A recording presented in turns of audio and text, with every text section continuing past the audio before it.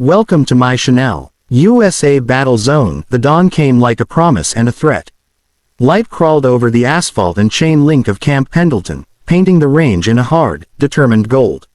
The camera panned slowly across sleeping cots, the tarp-flapped silhouette of gear, the quiet faces of Marines who had given the night for an extra hour of rest.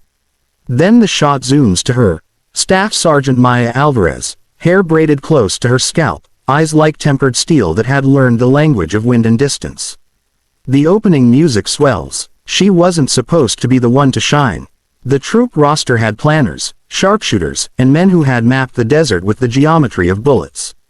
Maya had been an assistant, a spotter, the quiet voice on the radio who ran range cards and tally sheets. She handled data the way a poet handled silence, with exactness and reverence. But that morning, someone said, "Can I borrow your rifle for a minute?" And someone else laughed and handed it to her as if it were nothing, not knowing that nothing was. The training scenario was brutal by design. Conditions were set to crush hubris and reveal what was left. Wind shifting across the valley like a living thing, targets staggered at distances meant to humiliate the careless, the sun ablaze at their backs. The instructors wanted failure. Failure taught angles, corrections, humility. The barbed wire smell of cordite and coffee was everywhere. The team filed into positions. Maya slotted beside Corporal Jensen, a man with hands that knew the rifle like an old. "Just for a minute," he said. "Show us what you got, Alvarez." The camera leans in, close-ups of breath fogging, a scouting scope that twinkles with dew. Maya takes the rifle, checks the zero, feels the weight settle into the crook of her shoulder like a memory returning. She doesn't speak. She breathes like a metronome. Her finger finds the trigger not in hunger but in a deep, economical kindness. Out in the distance, targets, paper silhouettes, metal plates, a row of 25 that seem to cower in the morning light, wait for names. Her first shot sings low, a sound that makes the world obedient for a heartbeat. The round finds its mark, a perfect center. A cheer rises, startled and small, like someone who'd peeked around a curtain and discovered a secret. The instructors edge closer, their clipped voices folded between admiration and skepticism. They had seen marksmen, prodigies trained since childhood with rifles and trophies, but there was a difference in the way Maya's eyes measured the wind. There was a patience that spoke that, one by one, targets fell under a rain of measured breath and exact mathematics, holdover, windage, bullet drop. She worked the scope like a child at a typewriter, each click precise. The camera cuts to slow-mo, brass arcing through the air, the muzzles bloom, a bead of light where the bullet kisses metal. 20, 30, 40 hits. Soon, the domino effect of success silences banter. The team watches in a hush that has the quality of prayer. But real life, and military training, is designed to test whether success will stand when the weather changes. On the 51st target, a column of wind sweeps the valley, a phantom hand twisting the bullet's path. The shot lands inches wide. A murmur sweeps around them like a sudden cold wave. The instructors nod as if to say, "See, the drill works." The shot is failure on its face, but it's a teacher, strict and honest. Maya doesn't flinch. She notes the correction, adjusting the reticle, whispering numbers under her breath like a mathematics problem worked in pen. Around her, someone coughs nervously. Jensen's jaw is a line. The radio's static seems louder. She breathes. The next round carves its way and the report is a small, private triumph. Target down. The pattern repeats.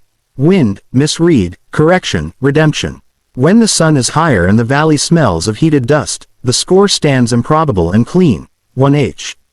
The camera lingers on Maya's face, not triumphant, but raw with something purer, grief braided with resolve. The narrative pops with footage of the past, stitched like film strips. Memory floods the frame. A small house in El Paso, a father in a uniform who left and left again, dinners swallowed like pills because there was always another deployment on the calendar. A photograph sits on her bunk. A girl with a crooked smile and a tooth missing, the kind of ordinary joy Maya remembers whenever wait thr. We learn that Maya didn't come from a line of marksmen. She came from a family that bristled under the strain of absence. She had been 19 when the weight of the world first asked for her service. She enlisted because the food on the table relied on the uniform's income, because somewhere in the noise she found a corridor of purpose. The rifle wasn't heritage, it was inheritance born of need and taught discipline. She'd learned to be precise as a way to keep promises she had made to herself, to be. The montage moves in tight. Nights where she studied ballistics by the light of a lantern, mornings where she ran drills until the soles of her boots left city maps in sweat. She became the person who measured the parallax of grief and engineered it into points of correction. Those who had laughed at borrowing the rifle did not know that Maya had practiced patience until it became muscle memory. She aimed not to impress but to keep faith with a little girl's smile in a faded photograph. Each target in th. Someone asks, after the last target collapses with a neat, final clang, whether it's possible. The instructors check and double-check the logs, the counts, the environmental data, the rounds fired. There is disbelief, then professional curiosity, then that rare thing, admiration. They run footage in slow motion, overlaying telemetry and noting how wind shifts correlated with breath cycles.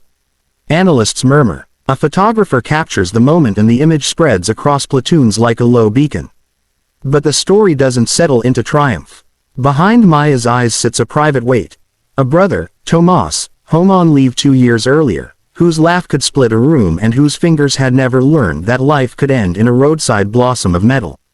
He'd been gone long before Maya's enlistment, a casualty of a reckless turn in a car while not yet 21. The family had learned to move through grief like people step over broken glass, slowly, protective of tender souls. Maya had joined not as ESC. At night, when the barracks lights dim and the clang of metal fades, Maya sits on the range's edge with a thermos and the rifle across her knees. She speaks to Tomas in the way people speak to the absent, loud enough for the air to carry and soft enough for the dark to keep. She tells him about the morning's runs, about the way the wind laughed, about the one shot that slid wide and how it taught her humility. The camera captures these moments with reverence, the faint tremor in her hands, the wet lino. That evening, the camp holds a small ceremony, as military life often does, not to canonize but to mark. The commanding officer pins a commendation on Maya's uniform. The applause is real but contained, its recognition for skill tempered by character.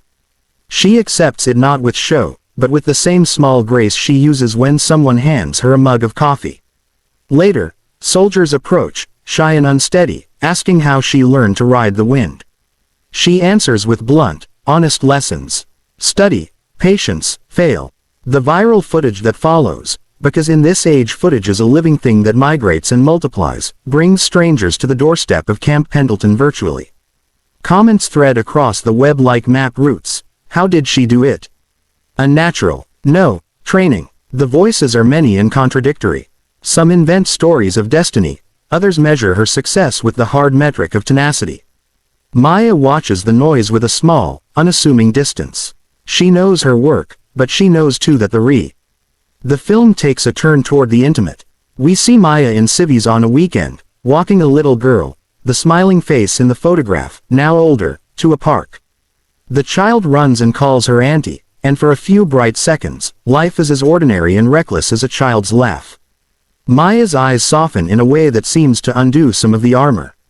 The camera doesn't linger on victory, it tracks the small, human wins, a home-cooked dinner, a letter from a parent with handwriting that trembles with pride, Yet there is still the echo of danger in the frame, the knowledge that life on the range translates into life in the wilds. The instructors remind the team that practice is where mistakes are safe. We fail here, one of them grunts, so we don't fail there. The story's emotional spine is the balance between personal history and professional obligation. Maya's 100 hits are not a testament to lethal intent but to the refusal to let carelessness continue the cycles that had cost her family so much. As the film winds to its final scenes, the music swells but never overwhelms. The last montage threads night exercises with daytime calm, the rifle cleaned, the scope polished like a ritual, hands wrapped in tape like a prayer. Maya kneels on the range under a sky wide and indifferent, and the camera pulls back until she is a small, composed figure against the vastness. Her silhouette holds the rifle like a line drawn between past and future. The narrator's voice returns, softer now, not to lecture but to invite. She didn't do it to prove something to us, it says. She did it because she kept a promise to someone who would never see her make it. The final shot is simple and devastating. Maya standing at the edge of the range, sunlight catching in her braided hair, the framed photograph of a laughing child tucked inside her uniform pocket like a talisman. She runs one hand over the wood of the rifle, and the expression on her face is not PR. The video ends not with fanfare but with the whisper of life resuming its ordinary cadence. Laughter coming from the mess hall, a child calling for ice cream, the distant sound of a training horn. Over the credits, the narrator's last words are an offering and a command. If this moved you, tell us. Leave a note. Share what steadies you when the world asks more than you think you can give. The screen holds on Maya one last time, then fades to black. Comment and subscribe.